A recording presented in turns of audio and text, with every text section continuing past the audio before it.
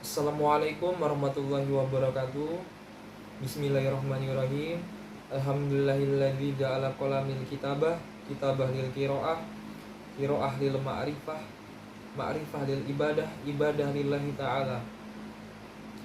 Alhamdulillahilladzi amana bi nikmatil Islam wal iman wa nusalli ala khairul anam sayyidina habibana wa nabiyyana Muhammadin wa ala alihi washabihi ajmain.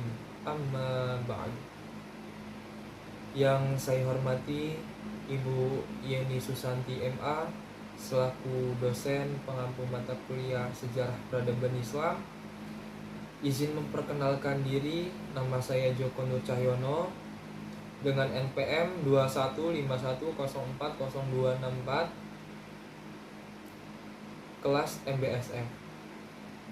Ingin mempresentasikan materi sejarah Daulah Abbasiyah di Baghdad. Baiklah, yang pertama ada latar belakang berdirinya dinasti Abbasiyah di Baghdad. Dinasti Abbasiyah resmi berdiri setelah menegakkan revolusi atas kekhalifahan Bani Umayyah pada tahun 750 Masehi. Pendiri dinasti Abbasiyah yang sekaligus menjadi khalifah pertama adalah Abdullah As-Saffah bin Ali bin Abdullah bin Al-Abbas atau dikenal dengan Abdul Abbas As-Saffah. Daulah Abbasiyah atau Bani Abbasiyah merupakan kekhalifahan Islam ketiga yang berkuasa antara 750 sampai 1258 Masehi. Selain menjadi kekhalifahan yang paling lama memerintah, yaitu selama 5 abad, Abbasiyah juga berhasil menjadikan dunia Islam sebagai pusat pengetahuan dunia. Latar belakang berdirinya Daulah Abbasiyah tidak terlepas dari berbagai masalah yang mewarnai pemerintahan Bani Umayyah.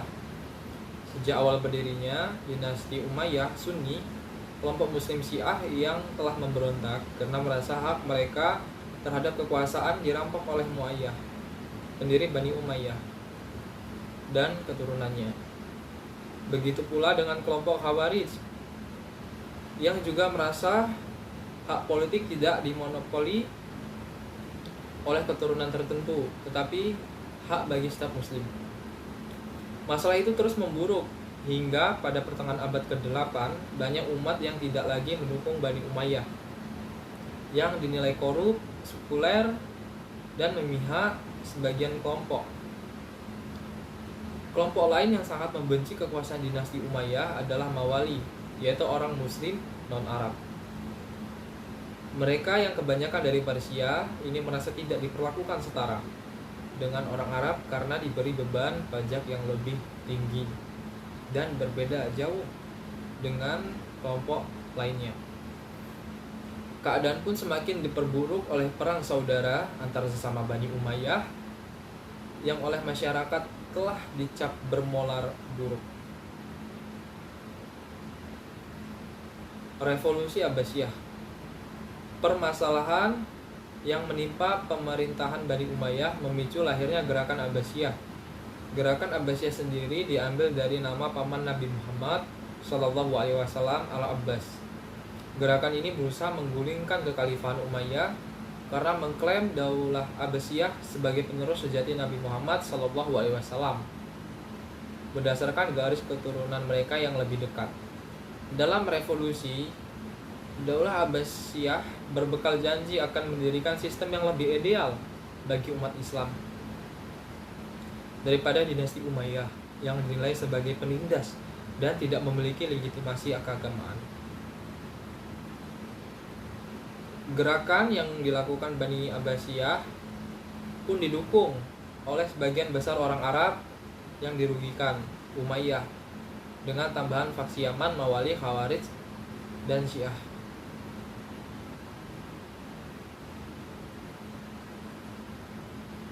Kelompok inilah yang mendukung Abdul Abbas As-Saffah, keturunan Nabi Muhammad SAW, untuk melakukan revolusi.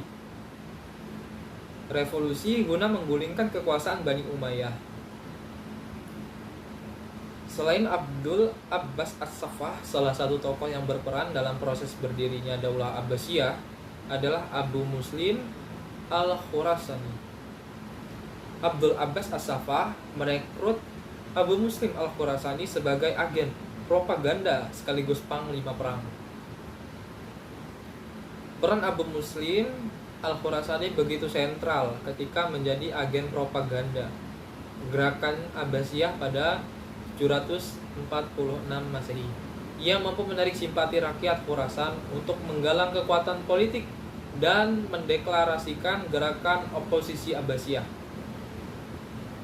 Setahun kemudian, yakni pada 747 Masehi, Abu Muslim Al-Khurasani memimpin pemberontakan pada kekuasaan Bani Umayyah di Merv, sekarang masuk Turkmenistan. Pertempuran itu berlangsung hingga mampu menguasai Herat, Balkh, Turkestan, Kirmid, Samarkand, dan Bukhara. Peperangan Revolusi Abbasiyah memuncak pada 750 Masehi ketika terjadi pertempuran Zab yang menandai runtuhnya Bani Umayyah.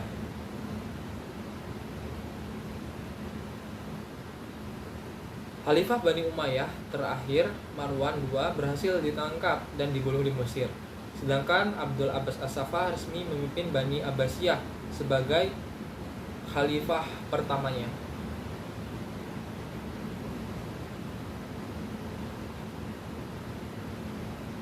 Selanjutnya, periode masa dinasti Abbasiyah. Yang pertama, periode pertama 750 sampai 847 Masehi. Pengaruh Persia pertama. Yang kedua, periode kedua 847 sampai dengan 945 Masehi. Pengaruh Turki pertama. Yang ketiga, periode ketiga 945 sampai dengan 1055 Masehi. Pengaruh Persia kedua. 4. Periode keempat 1055 sampai 1194 Masehi. Pengaruh Turki kedua. 5. Periode kelima 1194 sampai dengan 1258 Masehi. Masa khalifah bebas dari pengaruh dinasti lain.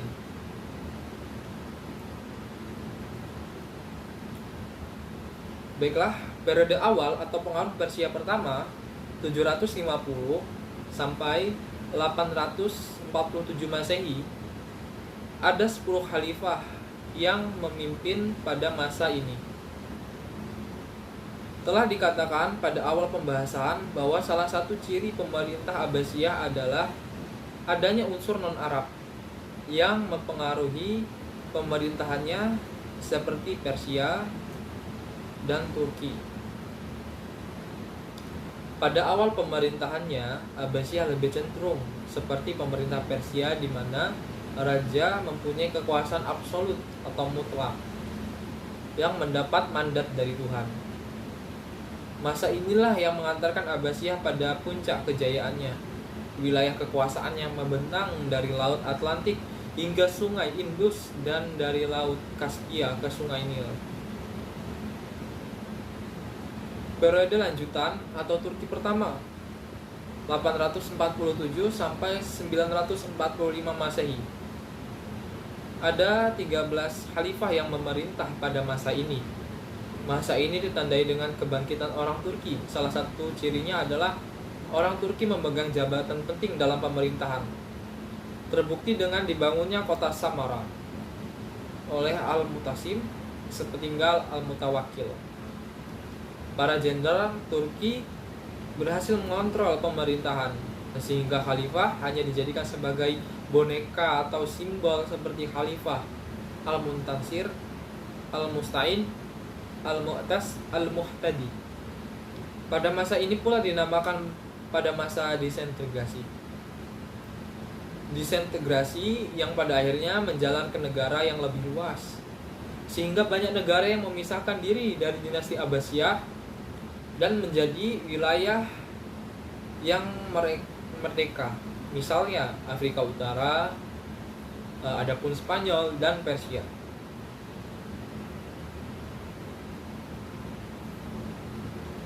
Periode Buawiyah atau pengaruh Persia kedua. 945 sampai 1555 Masehi. Ada 5 khalifah yang memerintah pada masa ini. Masa ini berjalan lebih dari 150 tahun. Namun secara de facto, kekuasaan khalifah dilucuti dan bermunculan dinasti-dinasti baru. Kemunculan dinasti Buawiyah ini ada pada awalnya untuk menyelamatkan khalifah yang telah jatuh sepenuhnya di bawah kekuasaan para pengawal yang berasal dari Turki. Dominasi Bani Buawiyah berasal dari angkatnya Ahmad bin Buaih oleh Al-Muqtafi sebagai jasa mereka dalam menyingkirkan pengawal-pengawal Turki. Pengangkatan ini merupakan senjata makan tuan, di mana Ahmad bin Buaih yang diangkat sebagai Amir Umara dengan gelar Mu'aiz ad-Daulah menurunkan Khalifah Al-Muqti. Masa Bani Buawiyah ini Abbasiyah menghadapi 2 polemik besar, yaitu A. Yang pertama, adanya pemerintah tandingan, yaitu berdirinya Fatimah 967 sampai dengan 1171 Masehi. Dinasti Saminah di Khurasan 847 sampai 1055 Masehi. Dinasti Hamidiyah di Suriah 924 sampai 1003 Masehi. Dinasti Umayyah di Spanyol 756 sampai 1030 Masehi. Dinasti Ghaznawiyah di Afghanistan 962 sampai 1187 Masehi. Lalu berikutnya, kedua, adanya perang ideologi antara Syiah dan Sunni. Sebenarnya Buawiyah merupakan dinasti yang beraliran Syiah, sehingga sejak awal pemerintahannya mereka memaksakan upacara-upacara Syiah seperti upacara kematian Husain cucu Rasulullah SAW harus diperingati. Jika tidak mau, maka akan dihukum atau disiksa. Namun pemaksaan tersebut tidak berjalan lama karena harus berhadapan dengan masyarakat Sunni, ditambah dengan adanya Manifesto Baghdad yang secara langsung menghentikan propaganda Buawiyah atas Syiah di Baghdad. Dan yang keempat, periode dinasti Saljukiyah atau pengaruh Turki kedua 1054 sampai 1157 Masehi. Masa ini berawal ketika Saljuk mengontor kekuasaan Abbasiyah dengan mengalahkan Bani Buawiyah dan berakhir dengan adanya serbuan Mongol atau bangsa Mongol. Kekuasaan Saljuk berawal ketika penduduk Baghdad marah atas tindakan Jenderal Arselan Basaseiri yang memaksa rakyat Baghdad untuk menganut Syiah dengan cara menahan Khalifah Al-Qaim dan menghapuskan nama-nama Khalifah Abbasiyah, diganti dengan nama Khalifah Fatimah. Kondisi ini tidak berlangsung lama dengan dikalahkannya Arselan Basaseiri oleh Tughrul Bey yang pernah menjadi tentara bayaran Abbasiyah. Tughrul Bey berhasil mendudukkan Khalifah Al-Qaim pada jabatannya sebagai penguasa yang sah dan resmi dengan gelar kehormatan Sultan wa Malik Asyir wa Maghrib, dan juga mengawinkannya dengan putri Khalifah Al-Qaim. Adapun khalifah yang memerintah masa pengaruh Turki kedua ada 11. Khalifah itu mempunyai wewenang dalam bidang keagamaan saja, sedangkan bidang lainnya di bawah dominasi Turki. Yang kelima, bebas dari pengaruh lain 1157 sampai 1258 Masehi. Masa sesudah Khalifah Abbasiyah sebenarnya bebas dari pengaruh manapun, namun secara perlahan namun pasti menuju kehancuran, di mana setelah berakhirnya Mas'ud bin Muhammad yang menghabisi kekuasaan Saljuk, maka kekhalifahan Abbasiyah dikacau lagi dengan adanya kaum Khawrizmiyah dari Turki yang dulunya menjadi pembantu Seljuk yang kemudian menamakan diri dengan Atabeg atau Bapak Raja atau Amir. Berkuasanya kaum Khwarizmiyah di bawah kepemimpinan Sultan Alauddin Taksa memaksa Khalifah Nasir, Khalifah ke-31 untuk mencari dukungan dari luar, dari bangsa Tatar, Mongol untuk menghancurkan lawan politiknya. Dan inilah yang menjadi kesalahan terbesar Abbasiyah, karena selain menghancurkan Khwarizmiyah, bangsa Tatar juga memusnahkan Baghdad dan kota Islam. Sehingga sampai masa Hulagu kan cucu Jengis kan Abbasiyah sudah habis riwayatnya. Selanjutnya ada pemimpin yang berhasil membawa kekhalifahan Abbasiyah pada masa keemasannya. Yang pertama ada Al-Mahdi 775 Masehi sampai 785 Masehi. Selanjutnya ada Harun ar-Rasyid 786 sampai 813 Masehi. Yang ketiga ada Al-Ma'mun tahun 813 sampai 833 Masehi. Selanjutnya ada Al-Mu'tasim 833 sampai 842 Masehi. Lalu yang kelima ada Al-Watsi tahun 845 sampai 847 Masehi. Lalu selanjutnya ada Al-Mutawakil tahun 847 sampai 861 Masehi.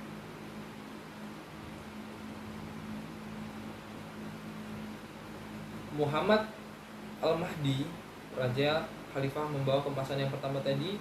Khalifah ketiga dari Bani Abbasiyah dengan nama asli Muhammad bin Abdullah Al-Mansur bin Muhammad bin Ali bin Abdullah bin Abbas, dilahirkan di Idda pada tahun 1229 Hijriah, tapi pada riwayat lain yang mengatakan pada tahun 126 Hijriah.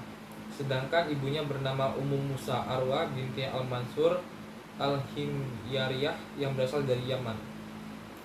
Ia biasa dipanggil Abu Abdullah dan mempunyai gelar Al-Mahdi, yang artinya pemimpin yang baik, pemandu, penuntun, penebus. Menurut Imam Syuti'i dalam kitabnya, ia dikenal sebagai orang yang mempunyai sifat pemurah dan terpuji. Bentuk tubuhnya indah, menyenangi rakyatnya, dan memiliki akidah yang baik. Saat berusia 6 tahun, Bani Abbasiyah sudah memegang tumpuk khalifahan ayahnya. Al-Mansur diangkat sebagai khalifah saat dirinya masih berusia 10 tahun. Di usia 15 tahun, dia dipercaya memimpin pasukan untuk memadamkan pemberontakan Abdul Jafar bin Abdurrahman, gubernur Khurasan. Adapun kebijakan pemerintahan Khalifah Al-Mahdi, menurut Imam Syuuti, kekhalifahan Al-Mahdi dilantik sebagai khalifah di awal bulan Zulhijjah 158 Hijriah saat berusia 32 tahun atau 35 tahun, yang sebelumnya pernah menjabat sebagai gubernur Tabaristan. Ia memerintah kurang lebih 10 tahun, yang dipandang sebagai masa peralihan atau zaman penuh kekerasan ke zaman keramahan. Luasnya ilmu pengetahuan dan peradaban menjadi perhiasan pada masanya.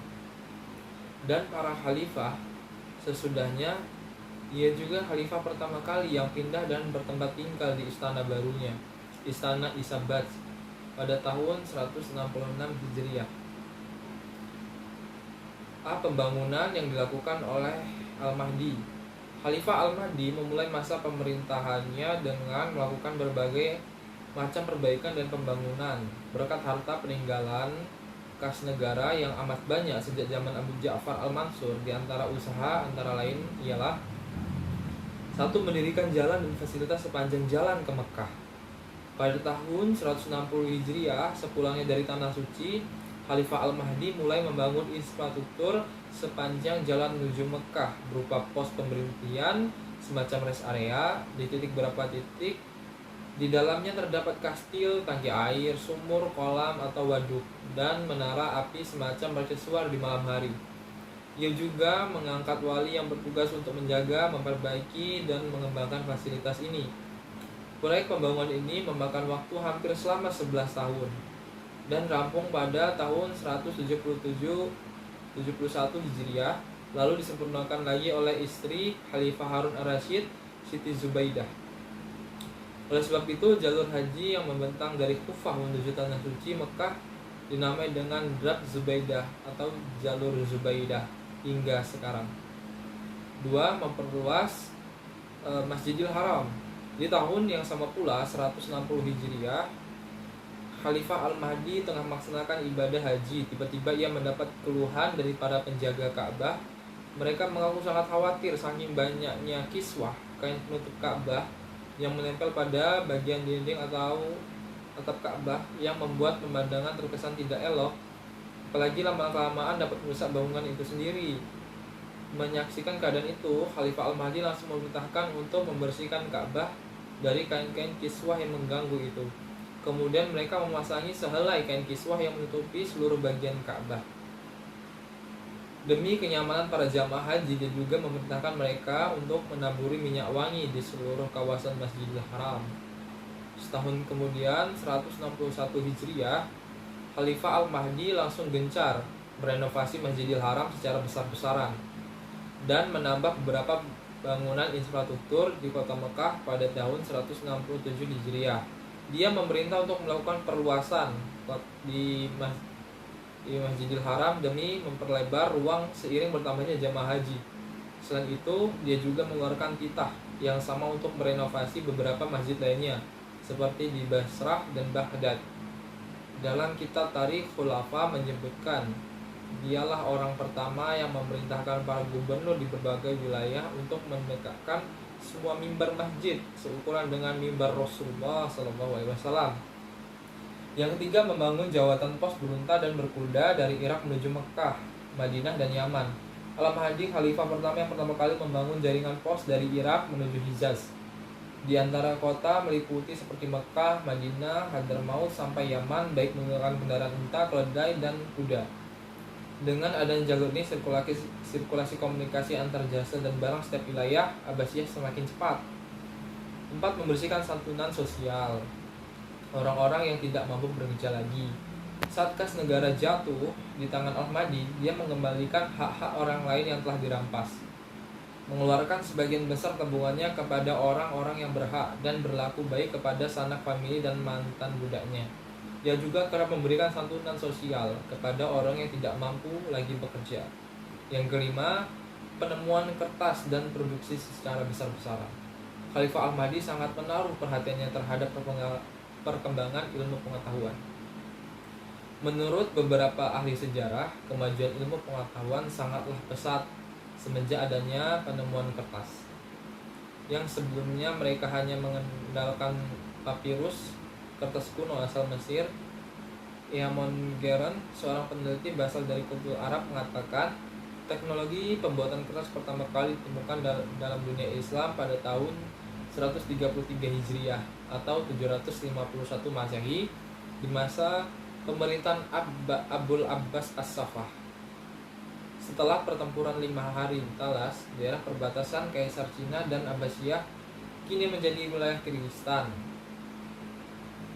Kemudian jatuh ke tangan Abbasiyah yang telah memakan banyak korban antara kedua belah pihak, dan mereka berhasil menawan ribuan tentara Cina yang diantara mereka ada 2 orang ahli dalam pembuatan kertas. Diperkuat lagi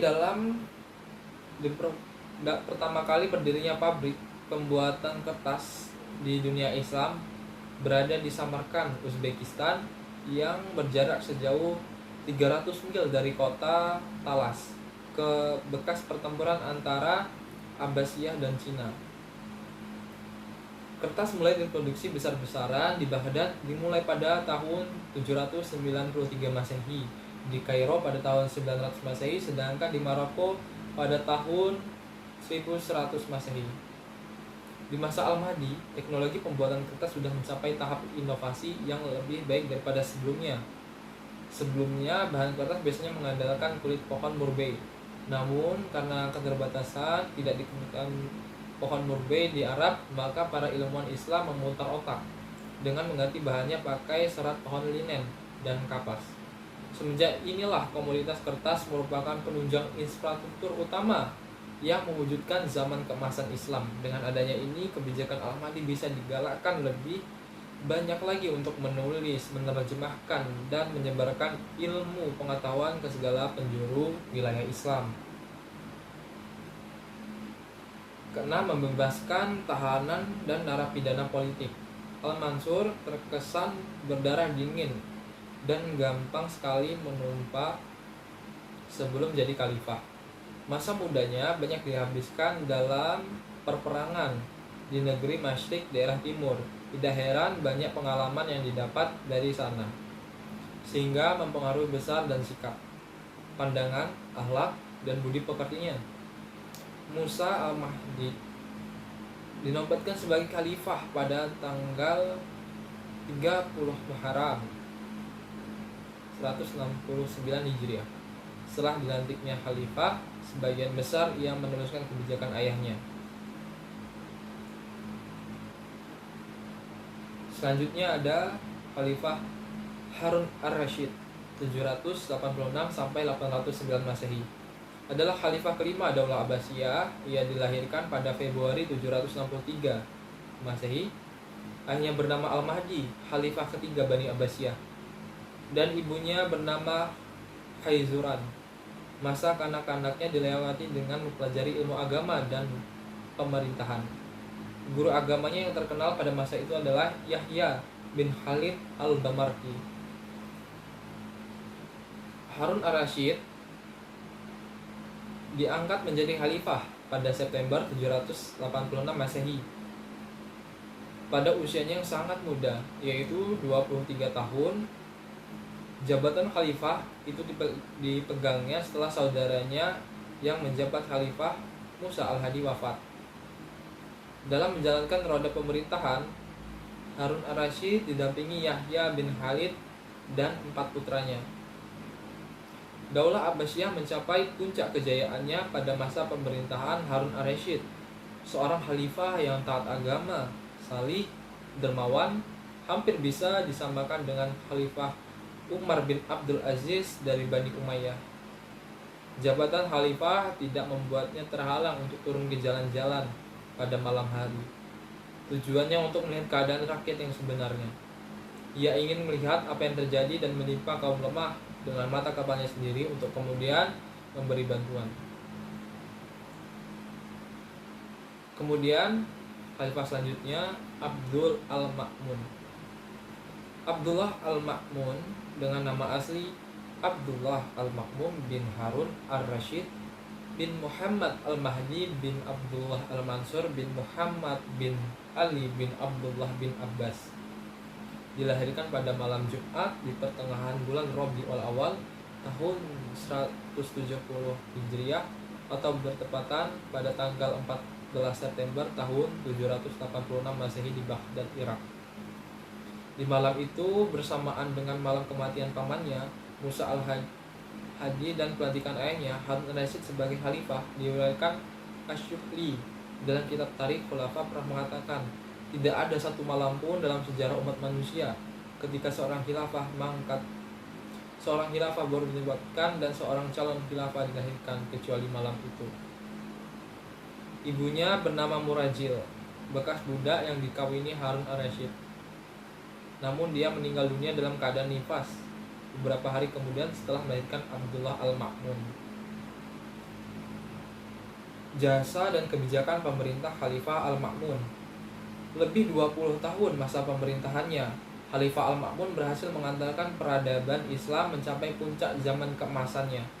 Sebagaimana yang pernah diwujudkan oleh ayahnya Harun ar-Rasyid, tradisi intelektual yang dibangun dan berkembang sedemikian rupa ternyata telah melahirkan penemuan-penemuan penting yang menjadi asas atau tonggak peradaban modern yang bisa dinikmati sampai sekarang. Sayangnya, sosok Khalifah al-Ma'mun di samping itu ternyata juga melakukan beberapa tindakan paradoks. Tidak sedikit juga kebijakan-kebijakan al-Ma'mun menyulut kontroversi dan menuai aksi protes dari umat Islam.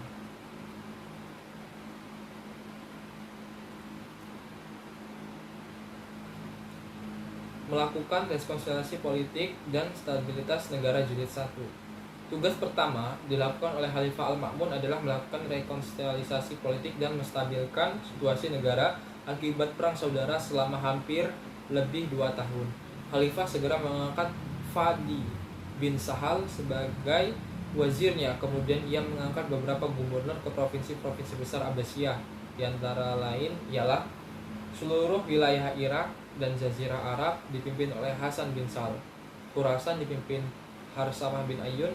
Al-Jazirah yang mencakup wilayah Mosul, Suriah dan sekitarnya dipimpin oleh Tahir bin Husain.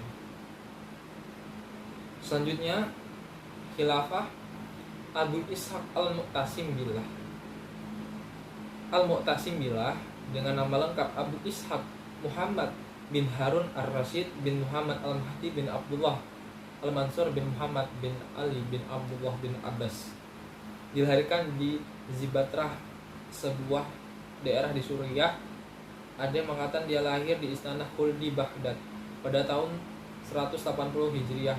Ada yang mengatakan di tahun bulan Sya'ban 178 Hijriah, atau bertepatan pada bulan Oktober 796 Masehi dari rahim seorang ibu yang bernama Maridah binti Sahib, bekas budak yang berasal dari Kufah. Ketika menginjak usia dewasa, sosok Al-Mu'tasim bernama asli Muhammad bin Harun Ar-Rasyid dan biasa dipanggil Abu Ishaq. Imam Tabiri mengabarkan orang ini dengan ciri-ciri berkulit putih, berjanggut hitam dengan ujung rambut yang berwarna kemerahan, seakan berbentuk persegi dan bergaris merah. Sedangkan pandangan matanya yang bagus. Selain itu, dia juga punya sifat yang relatif santai, baik hati, menyenangkan, dermawan. Kehebatan pribadi Abu Ishaq Muhammad Al-Mu'tasim Billah. Ad-Dhahabi menuturkan bahwa Al-Mu'tasim adalah sosok khilafah yang paling agung dan karismatik. Namanya akan semakin harum jika dia tidak bersinggungan dengan fitnah Al-Quran tentang fatwa kemakhlukan yang mengakibatkan banyak ulama yang mendapat siksaan.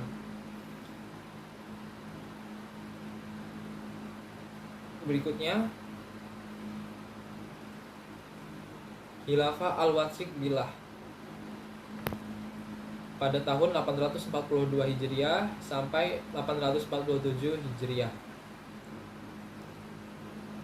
Harun bin Muhammad Abu Ja'far, disebut juga Abu Qasim Al-Mu'tasim bin Ar-Rasyid, ibunya mantan budak bernama Kharatis. Al-Watsiq dilahirkan pada 20 Sya'ban 190 Hijriah. Ia menjadi khilafah berdasarkan wasiat ayahnya dan dilantik pada 19 Rabiul Awal 227 Hijriah. Pada 231 Hijriah, Al-Watsiq mengirimkan surat kepada Gubernur Basrah, memerintahkannya untuk kembali menguji para imam dan para muazzin tentang masalah Al-Quran yang dianggap makhluk.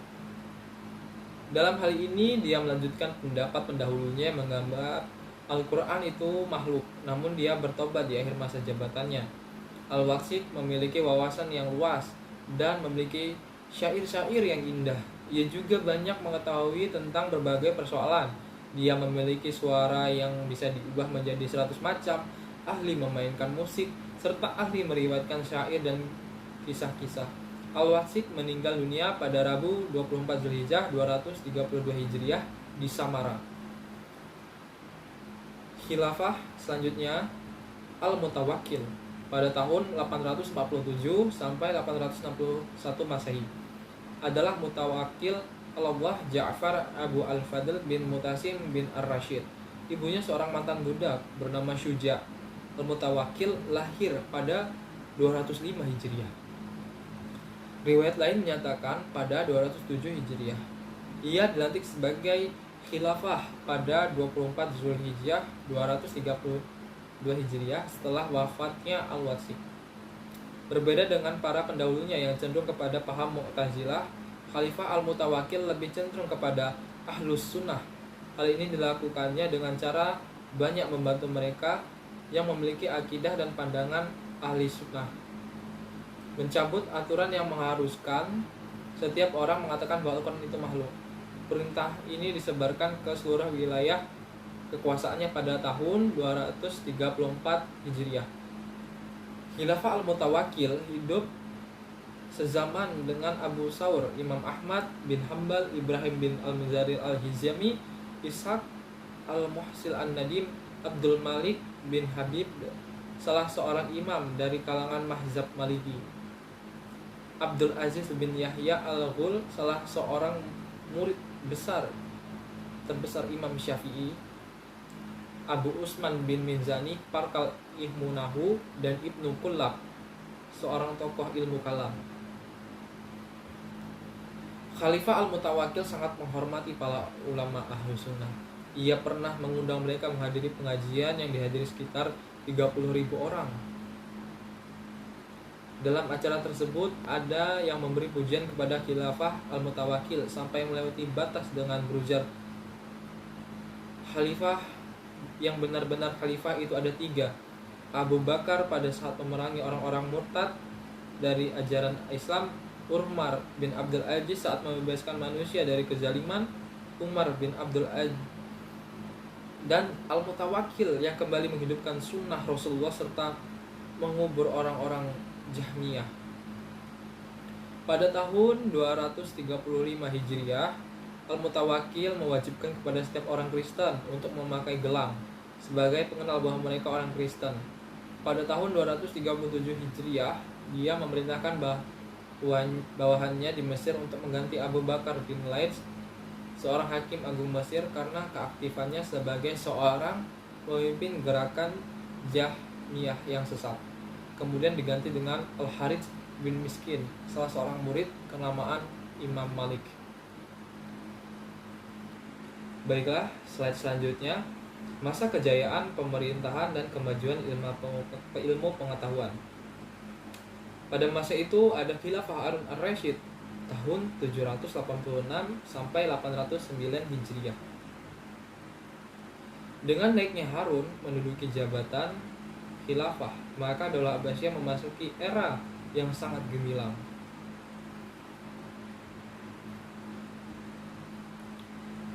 Yang kedua, memperindah kota Baghdad.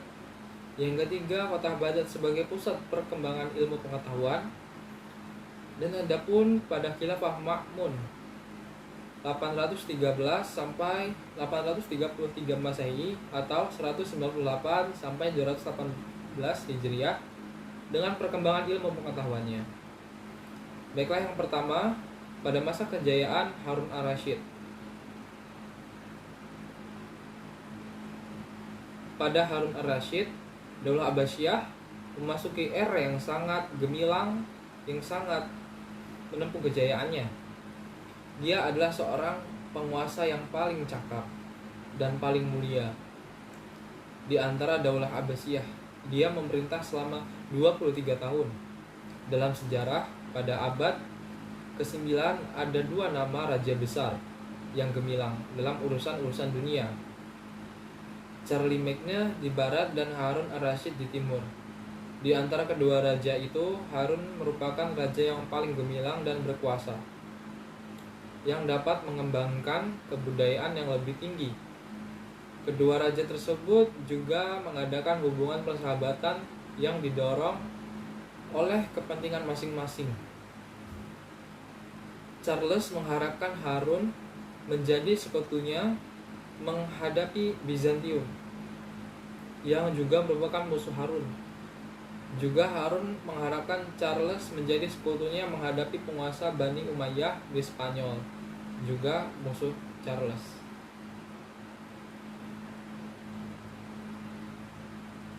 Yang kedua, memperindah kota Baghdad.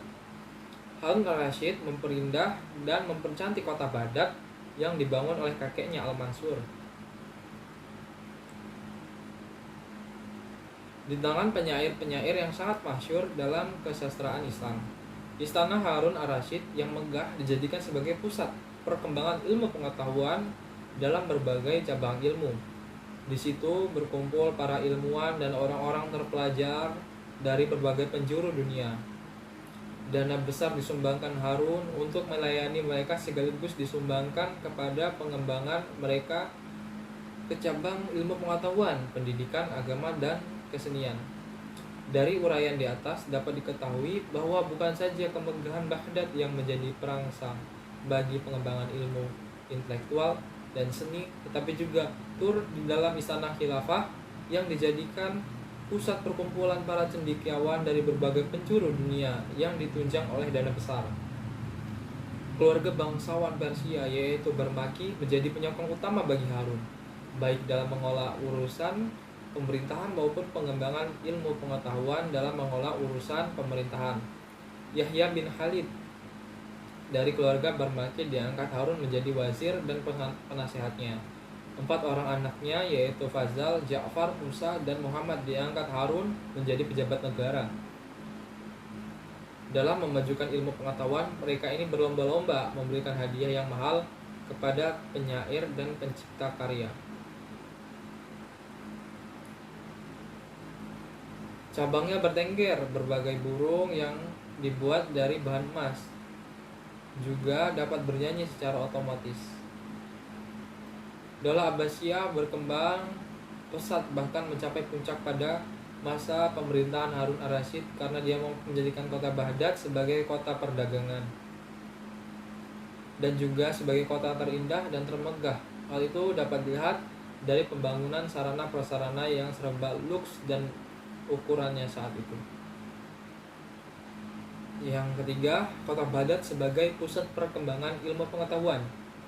Kemajuan ekonomi Daulah Abbasiyah yang pesat tidak saja berpengaruh besar terhadap pembangunan untuk memperindah kota Baghdad, tetapi juga dipergunakan untuk pengembangan ilmu pengetahuan dan intelektual sekaligus dapat lebih ditegaskan kemegahan kota Baghdad dan kemewahan hidup.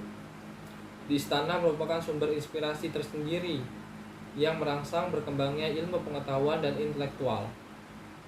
Di tangan para ilmuwan, seni tari dan seni suara, di tangan penari-penari dan penyanyi-penyanyi terkenal pada masa itu juga berkembang.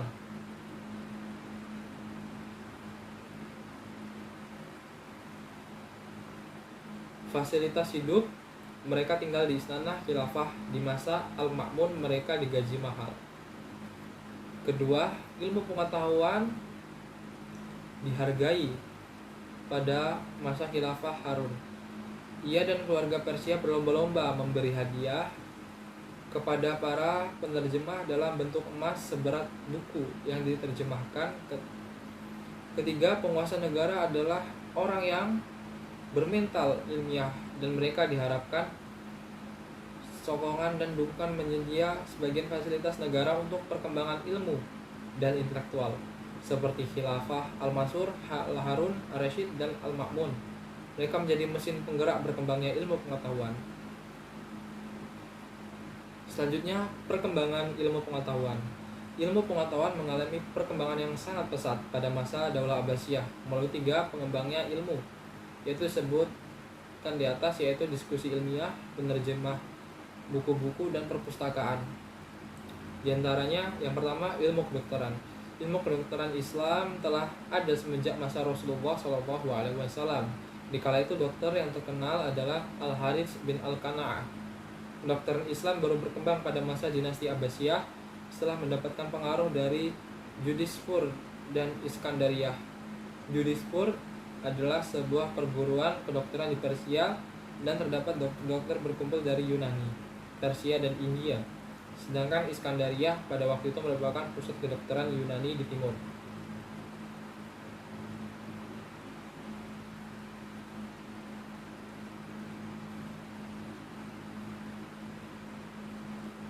Selanjutnya, pada masa Al-Ma'mun 813 sampai 833 Masehi atau 198 sampai 218 Hijriah. Pada masa khilafah Al-Ma'mun, pertempuran-pertempuran ilmiah tidak lagi dilaksanakan di istana, tetapi dia membangun tempat pertempuran yang dipusatkan di Balai Ilmu atau Baitul Hikmah. Balai ilmu itu senantiasa ramai dikunjungi oleh ahli-ahli ilmu, ahli hukum, ahli fikir, sastra, ahli agama, dan bahasa. Mereka memperbincangkan pengetahuan bahkan dalam bidang kesastraan Al-Ma'mun sendiri memimpin pertemuan-pertemuannya.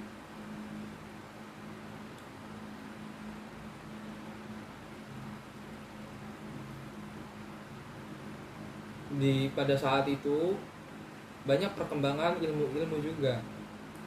Yang pertama ada ilmu kimia. Jibir al-bin Hayyan terkenal di seluruh dunia sebagai bapak ilmu kimia muslim. Bahkan ada yang berpendapat bahwa tidak ada ilmu kimia sebelum Jabir dalam pengertiannya yang sesungguhnya sebelum hanya untuk tujuan-tujuan praktis. Jabir mengajukan gagasannya tentang pengubahan beberapa macam logam menjadi emas murni. Disebutkannya juga dalam ilmu kimia ada keseimbangan karena emas adalah logam yang paling tahan terhadap panas.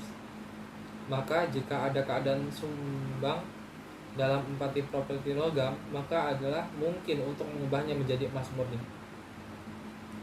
Buku-buku Jabir tentang kimia dan sains-sains lainnya telah diterjemahkan ke dalam bahasa Latin dan menjadikan rujukan standar dan dipelajari sarjana-sarjana Eropa seperti Cook, Halmirat, dan Bettelhard, Pekrans, dan Geesters. Al-Megrid juga salah satu ilmuwan kimia. Dia menulis sebuah buku mengenai kimia.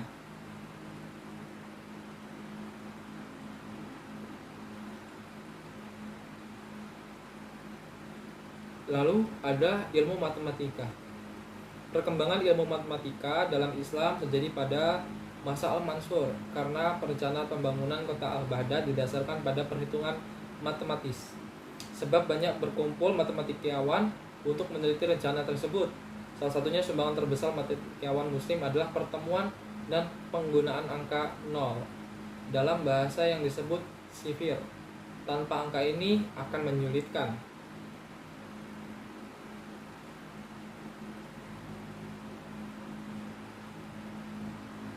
Di antara matematikawan muslim yang terkenal adalah Muhammad bin Musa al-Khawarizmi. Dialah yang paling berjasa dalam memperkenalkan angka-angka dengan perhitungan sebagai ganti alfa beta, dan dia pula orang pertama membicarakan aljabar secara sistematis. Ilmu astronomi. Ilmuwan muslim merupakan pakar astronomi. Ilmu astronomi diperlukan untuk tujuan keagamaan seperti menentukan waktu sholat, waktu fajar, dan munculnya bulan Ramadan, serta menentukan arah kiblat. Para astronom muslim mempelajari karya-karya Yunani dan Iskandariah, khususnya Al-Magnesa Ptolemaios. Selanjutnya ada filsafat.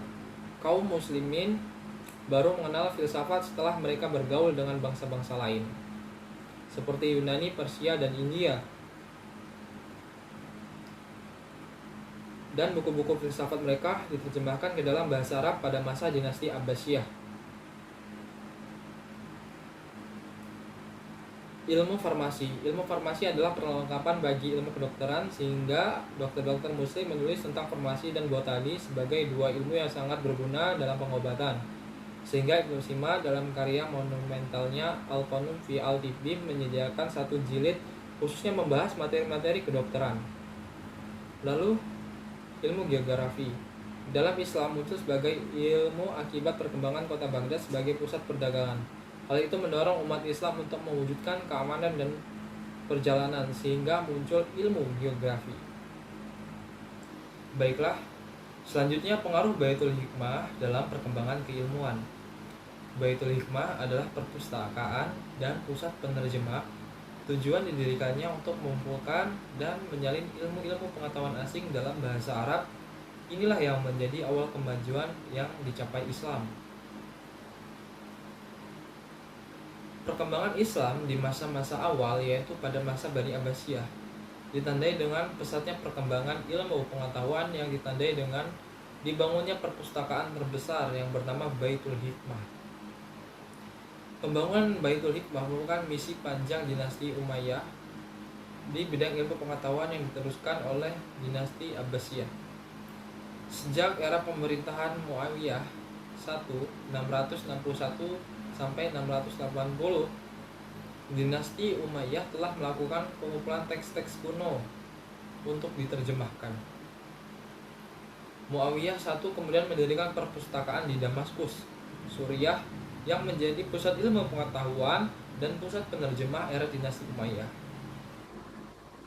Baiklah, selanjutnya slide terakhir, faktor penyebab kemunduran dinasti Abbasiyah. Di antaranya ketidakmampuan para khilafah, rasa tidak puas rakyat terhadap pemerintah, luasnya wilayah kekuasaan dan lemahnya ekonomi, persaingan Sunni Syiah, serangan Mongol dan kehancuran Baghdad 1258 Masehi. Dan di dalam penjelasan penyebab kemunduran dinasti Abbasiyah ada faktor internal dan eksternal.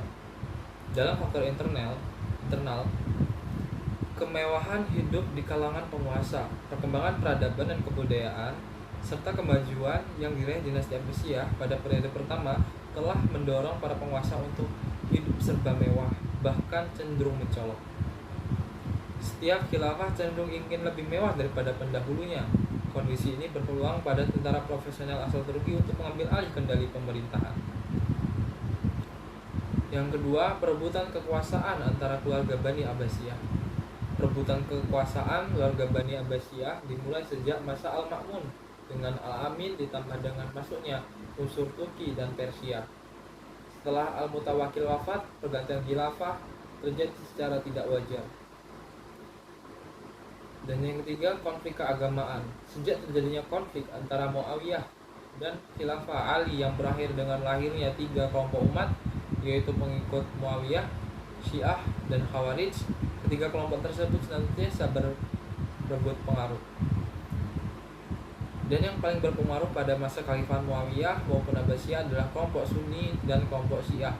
Walaupun pada masa-masa itu tertentu antara kedua kelompok tersebut saling dukung, misalnya pada masa pemerintahan Muawiyah, antara kelompok yang tidak pernah ada satu kesepakatan. Faktor eksternal. Yang pertama, banyaknya pemberontakan. Banyaknya daerah yang dikuasai oleh khalifah akibat kebijakan yang lebih menekankan pada pembinaan peradaban dan kebudayaan Islam secara real. Daerah-daerah itu berada di bawah kekuasaan gubernur-gubernur yang bersangkutan. Akibatnya provinsi-provinsi tersebut yang melepaskan diri dari genggaman penguasaan Bani Abbas.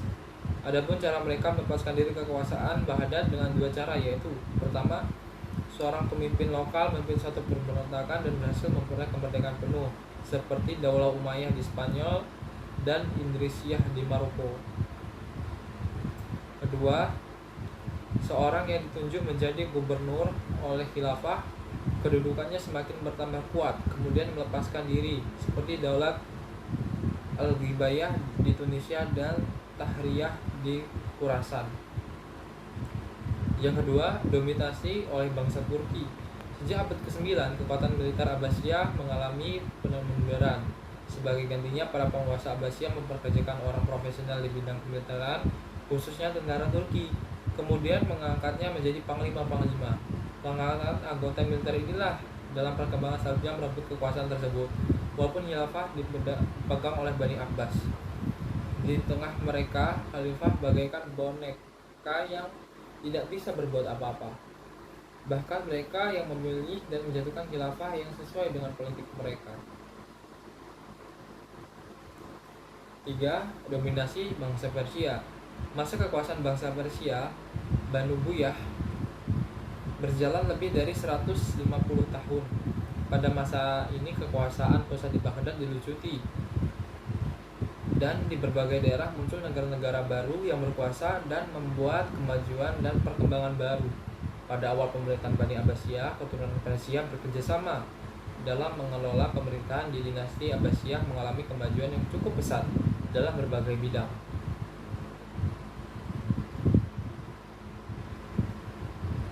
Pada mulanya mereka berkhidmat kepada pembesar dari para khilafah, sehingga banyak dari mereka yang menjadi panglima tentara.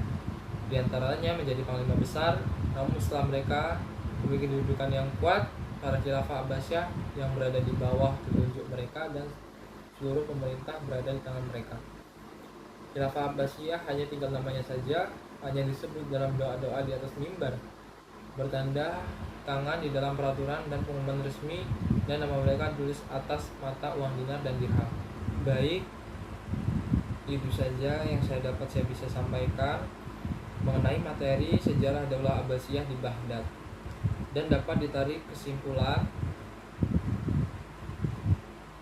berkaitan dengan sebab kebangkitan dinasti Abbasiyah ini, para ahli sejarah mengupakan beberapa teori yang masing-masing menitik beratkan kepada salah satu aspek sebab utama dari kebangkitan dinasti Abbasiyah tersebut, yaitu teori kelompok kebangsaan, teori pengelompokan golongan berdasarkan paham keagamaan, teori faksionalisme kesukuan, dan teori yang menekankan kepada ketidakadilan ekonomi dan disparitas regional.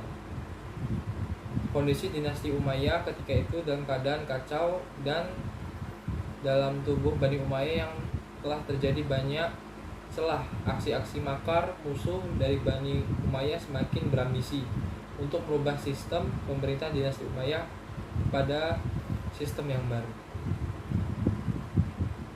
Revolusi Bani Abbas dilakukan dengan berkoalisi antara suku Persia, Yaman, Alawiyin, dan seorang Syiah, dan telah berhasil berkumpul menjadi satu. Kekuatan yang kuat untuk melawan menyusun strategi untuk melawan rezim Muawiyah. Dengan demikian mereka membuat propaganda. Mereka merencanakan dengan cerdas dan rapi untuk melakukan perlawanan terhadap dinasti Umayyah. Mungkin itu saja yang dapat saya sampaikan. Kurangnya saya mohon maaf. Apabila ada tutur kata dari ucapan saya meminta maaf, dan kepada Allah saya memohon ampun. Dan terima kasih kepada dosen pengempu mata kuliah Sejarah Peradaban Islam, Ibu Yeni Susanti MA. Billahi taufiq wal hidayah. Wassalamualaikum warahmatullahi wabarakatuh.